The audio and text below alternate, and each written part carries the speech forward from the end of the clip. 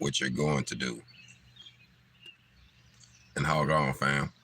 Good rising, Black Feniks checking in, the owner of HogOn Welding and the founder of HogOn University. Right now, this morning, like I say, I'm outside of my auntie's house this morning. And I was just thinking about stop talking about what we're going to do and get our HogOn. You know, I think sometimes a lot of people get caught up. I can understand, we get caught up in the idea of having a new ideal of something. It's a fresh new idea. You get excited, and then sometimes you get so excited where you might start working on it a little bit, but you get caught up and may get overwhelmed with what all it takes to actually do the idea that you came up with. And some people tend to let their flame get burnt out. They'll set it to the side. They'll move on, or they'll share with someone prematurely, and they're not strong enough to deal with the backlash or the criticism that they get from it, that others might, give them, just because they feel like that person feel like they can't do it, so they're gonna knock you from doing it. You know what I mean? But I feel like we have to get to that point where we just stop talking about it, and literally hustle over grounded obstacles naturally. I like to tell people that there's two meanings to HogOn. And the first meaning of HogOn, the first definition when I formed the movement and I came up with the logo, it was hustling over grounded obstacles naturally, because I have always had to do it. I've always had to find a way to do something, being raised, being raised in a poor environment, less fortunate. I didn't have a lot of things, you know what I mean? There's a lot of things that I looked up to other kids of my same peers that had that I didn't, I didn't experience at certain ages. I watched some of my peers enjoy Christmas time, and Christmas time was never a good time for me. You know what I mean? Like literally to this day, it's not a good time for me. Like I don't celebrate it. You know what I mean? Like my kids, they do things, but I don't celebrate it because, I don't celebrate holidays, but also because I never had also a good experience. You know what I mean? Like sometimes we do things just for the experience. I like to, I call it family time. I like to get together with family and just enjoy them and see them. But, it was times that wasn't that way growing up. But now I figured out that in order to create what I want, I can't just sit there and talk about, okay, I want a family to come together and sit down and, have a gathering. I had to create it. You know what I mean? I had to literally get my HogOn, when we had our Uncle Bug family reunion, Uncle Bug funeral.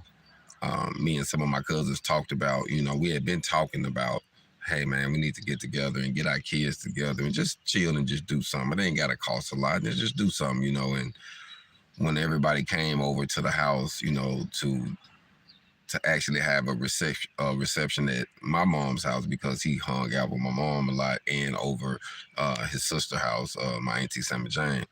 But during that time, a lot of family came over, and it was just a good time. And we was like, hey, we got to go and make this happen. So, we could have been talking about it forever, but we went and gone and say, hey, we're going to do it, and we jumped it off, family. It went smooth. And I got some shirts designed. I used the logo because that's the foundation of what I've been doing.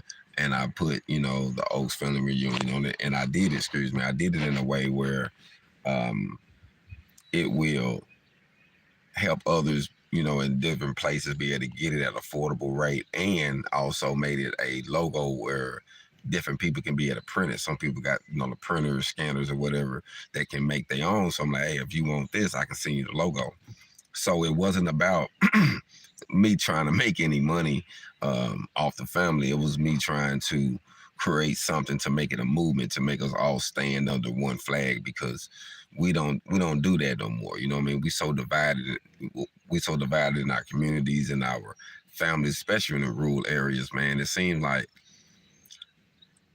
family literally only seems like we come together in rural areas when somebody's passing their funerals, like I say, and it's sad, but that's the truth. We only see family. We only see certain people at funerals, and I wanted to kind of break that. So what I did, you know what I mean? Um, I said, hey, let's get together. You know, my mom's house was the place where everybody came. If they was, you know, from my generation down, they came to come, you know, and even my mom's generation, they come down, they want to come see my mom, you know. Only a few people didn't come, you know, like my aunt that I'm over now because she didn't smoke, and my mom smoked cigarettes like a train, you know what I mean? My mom, she'll come visit, she's like, "Kid, I can't stay over here." And my mom be like, "All right, get out of here because I'm going to do what I'm going to do." You know, she was just that type of person, you know, funny with it though, you know what I mean? But everybody loved to come over there, you know what I mean? So for me to use the money that I had and could have did some more traveling, could have built something in Georgia, went back to Phoenix, whatever, but I decided to use this income to come home and restore my mom's house. And it was an opportunity for me to just not only talk about doing something, but actually do it. We was able to do that, have a family reunion for the first time, and it went smooth, family, like it was a lot of love. I can't say, you know, I didn't have no bad feeling. You know what I mean? Like, I'm gonna be honest with you, it was like one of those heaven on earth odd moments, you know, if it was meant for me to leave right after then, I'm at peace. You know what I mean? Everything that I went through, it was like it was worth that moment to see my family and my kids and my cousins play and people laugh and joke and hug one another that they ain't seen in a long time. Like, all of that was worth it for me. So, I learned that we have to just stop talking about what we're gonna do, family, and do it. Because if we would have kept talking about that, fam, it would have never happened, fam. You know, me and my aunt was talking about the other day, we had to buy this trailer. Now, we was trying to go rent one and get people to help us out and say, hey, man, let's go on and get this happen. But we was steady depending on people that was causing turmoil, that was causing like, oh, I'm going to come do it. Or you try to pay them, they was causing BS. We like, you know what? We can't keep talking about it. Just go get on. So we had to go get a HogOn and say, you know, we're going to make another investment. So that way we can actually make an investment, you know what I'm saying, and actually start doing something. And sometimes, fam, that's just what it takes. You know, it takes us to, sometimes you have to, I understand what it means to go that extra mile now. You know, usually, you know, when you hear that, it's just, oh, it sounds good. But what it really means is, are you willing to do what it takes to make whatever you thinking, whatever your goal, whatever life you want to build at whatever age possible? Are you willing to go that extra mile? You know, I heard a lady the other day, she's 70 years old, decided she wanted to go get her GED and then go to college. She got her GED, then went to college, 4-year degree, and got her degree to do something, not just because she was looking for a job, but she was like, man, you know what? I want to accomplish something. I never got a chance to do it. I had kids and grandbabies, and I was helping this person and that person. Now I want to do something. She got a HogOn, family. She took it up on herself and did it. So it's never too late to live a better life. You know, we get to thinking we trapped in a life. Man, I done made a bad decision. I'm trapped in this relationship. I'm trapped with this house I just bought in the wrong place, and I feel like I can't go nowhere. I'm trapped in this environment, in this, you know, I can't feel like I can't get out this city. Man, you never trapped, fam. You know, we have to realize that if we want to make something happen, we just got to go that extra mile. We just can't keep talking about it. Once you come up with the vision, I think that talking is a stage. You want to hear yourself say it. You want to verbally get it out your mouth and listen to it. That's why we got 2 ears and 1 mouth. Speak it, listen to it twice. Okay, now I'm gonna make something happen. Actions speak louder than words, fam. And we have to know that in order for us to do anything, we have to make our mind up. We have to be willing to suffer a little bit. Sometimes, you know what I think too? Sometimes this generation don't want to suffer at all. If it's any type of pain, any little hurt, any little discomfort, I can't ride like I normally ride. I can't wear the shirt or the look how I normally look. I can't dress or this. I can't do this. Man, we wanna give up, fam. We can't give up. You know what I'm saying? We want to be like, oh man, it's too hard. Or, you know, we get situations where something come up and we done made a decision. We'll throw whatever up to keep from under on our word, you know. That's why I love that old saying to say, swear to your own hurt and change not. To me, that's being a absolutely man, a absolutely woman, a king, a queen. When you can say, hey, I said it, I'm standing on it. I don't care what happened. If my life hasn't been taken, if I'm not in a position where I know I can't do it, I'm standing on it because I said it, fam. Let me check in with y'all this rising. See a couple messages popped up. Appreciate that. Salute, salute. I will most definitely relate the message, man. Thanks, absolutely.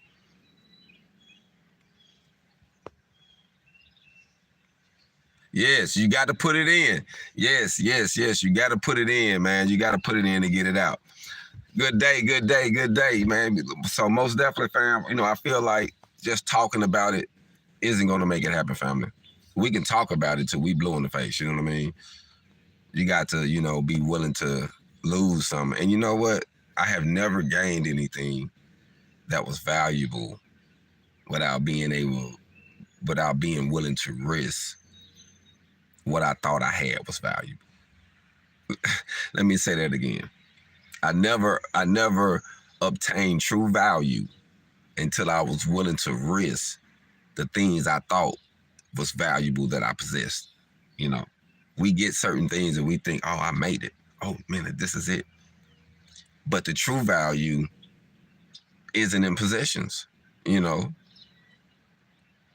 then you get to thinking about it and you think about what is really important now is making memories, doing exactly what you said and seeing it play out. And not only just you seeing it play out, but the generation that's under you and the generation that's here. Because some things, some people love to point the finger and try to correct someone or want to preach or want to tell someone they wrong or they need to do this or you should be like me. But to realize this one fact, a lot of times, whatever it is you're trying to preach or push on or say that you stand on, just be it.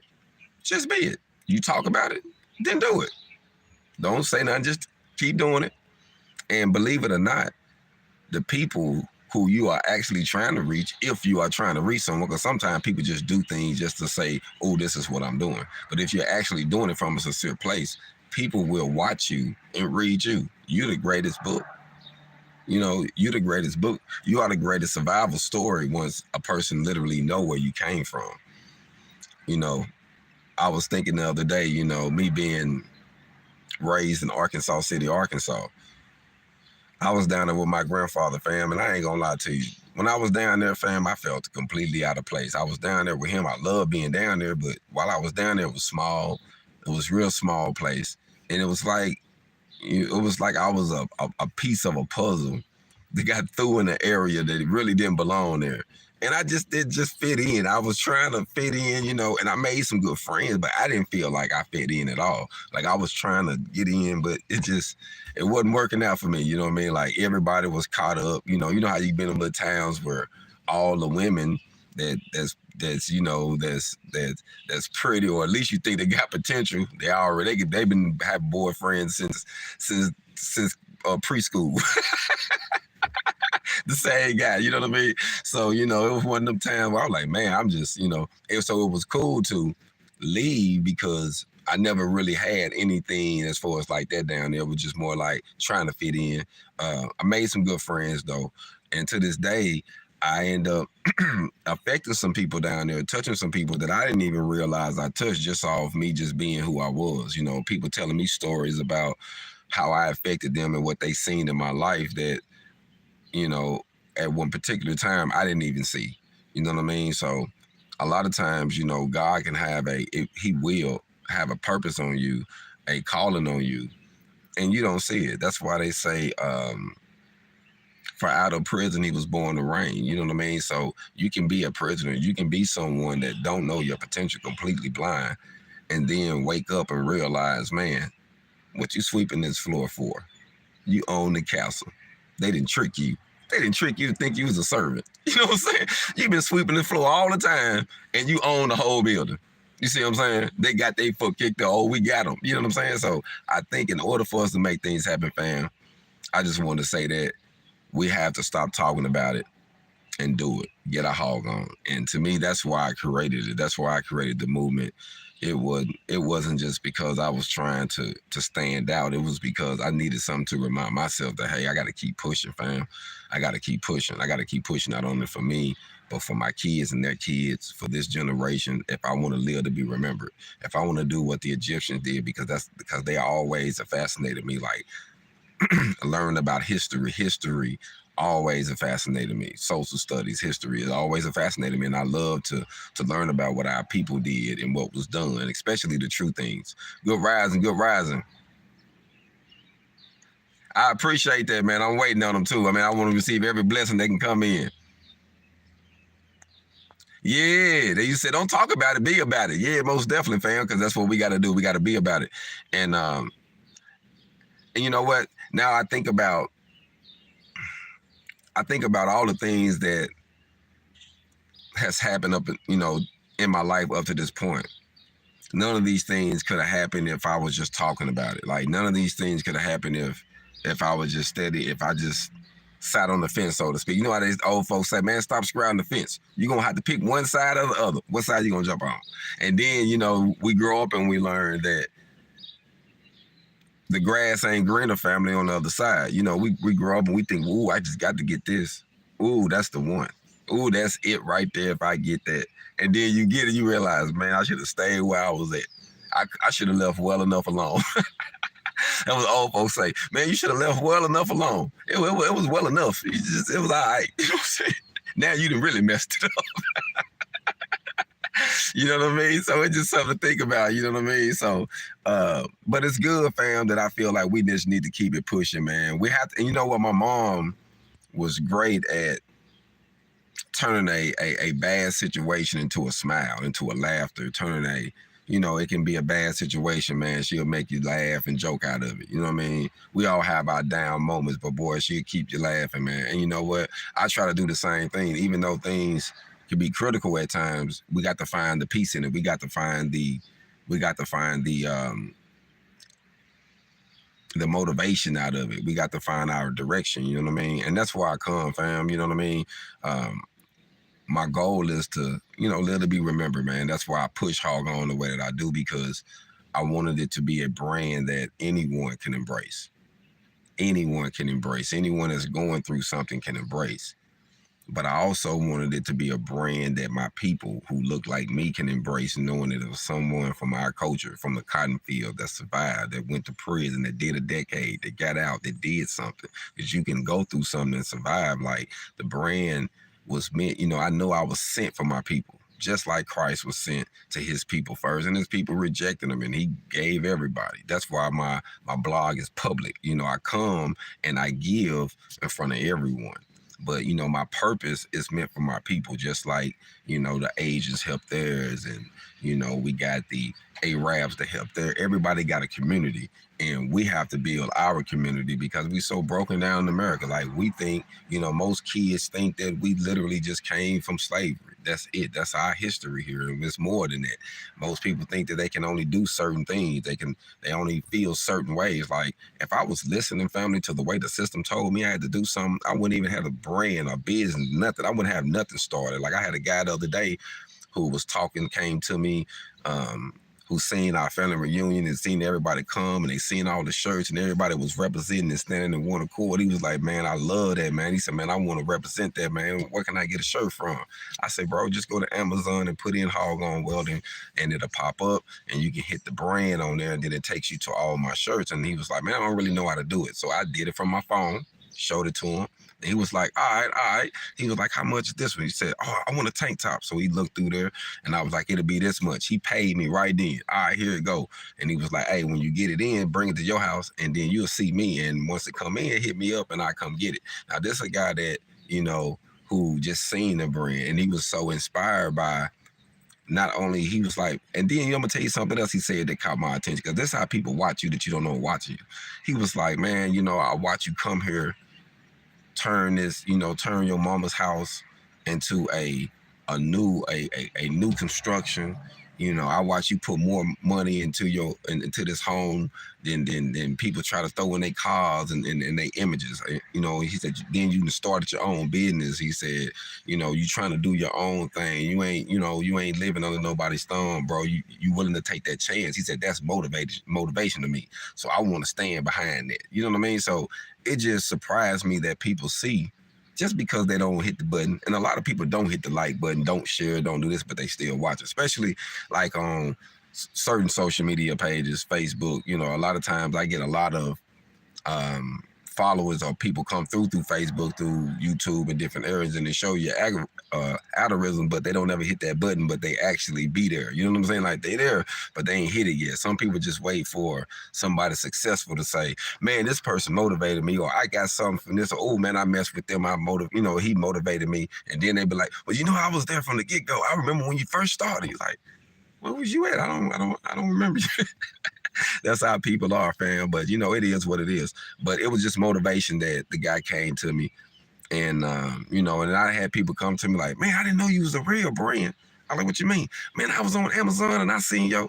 I was like, yeah, bro, I've been telling you that. And I don't know what it is about.